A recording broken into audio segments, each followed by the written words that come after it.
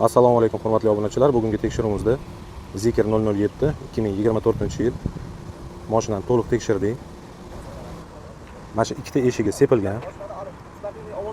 Stoykasi ham sepilgan. Mana ko'rinayotgan bo'lsa Mamutida perexodi bor ekan. Mamutgacha ham o'tgan. Mana stoyka polni sepilgan, eshigi yechilgan ekan. Mana perehodini ko'rsanglar, ko'rinayotgan bo'lsa masjidgacha o'tgan.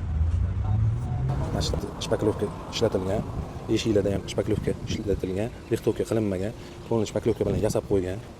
Hop, bir xil joylarda tashinamet temirini ham ko'rmayapti. Sepishi ham apelsin postiga o'xshab sepib qo'yibdi. Salon ideal holatda, mashina kompyuterini diagnostika qildik. Yurgan 12480 km. Hamma joylari ishlayapti, kamchiligi yo'q. Kondisioner, Abdul Abagirevlar, hamma spirallari ishlayapti. Xudo xolasa mashina baraka bo'lyapti. Kimga shunaqa xizmatlar kerak bo'lsa, bemalol murojaat qilinglar. Bu mashinani tekshirib beramiz.